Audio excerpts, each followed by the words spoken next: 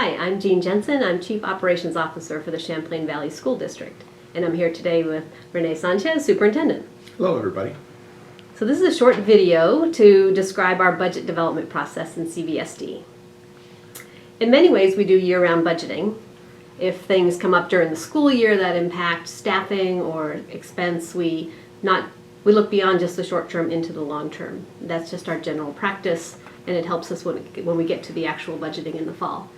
In addition, we work with an amazing group of educational professionals who are constantly on the lookout for ways to improve our services for students. And during the years, these ideas or professional development may work into a budget idea that we look at in the fall.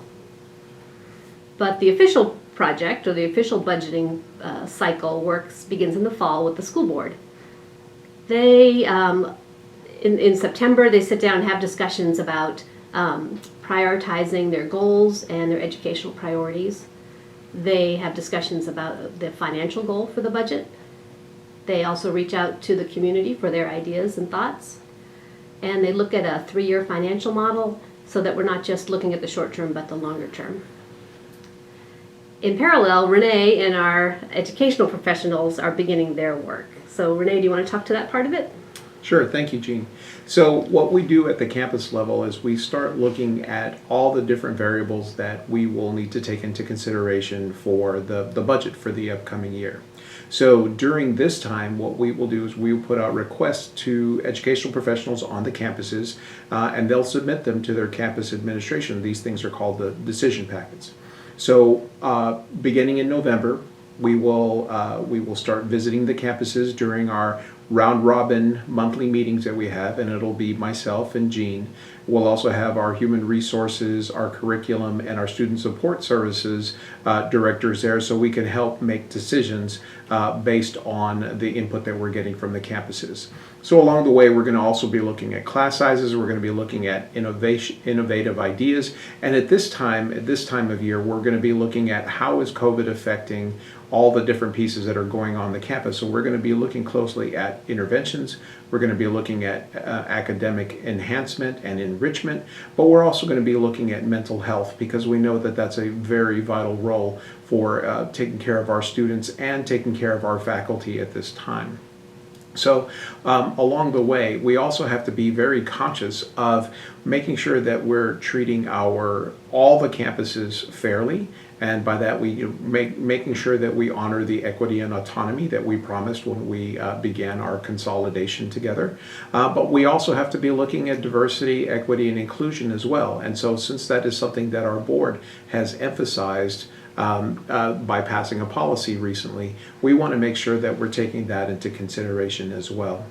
So at that point, once we have all this information from the campuses, we also start looking at the operations portion of the budget, and that's Jean's realm. So we focus in on the food service area, transportation, operations and maintenance, looking for either more efficiencies or better ways to do things. And then also beyond the operations piece, the district leadership will look at all programming across the whole system and say, is there anything that we feel could be more efficient if it's done at a district level rather than in individual silos. We're always looking for efficiencies because we absolutely want to invest in education and move our education system forward, but we don't always want to be having to add money to the budget.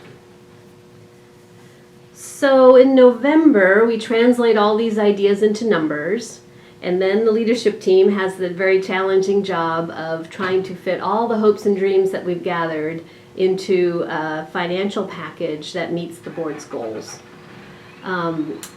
Then over a series of meetings, we work together as a team to come up with a budget that not only meets their goals, but also the board is confident that the community can support.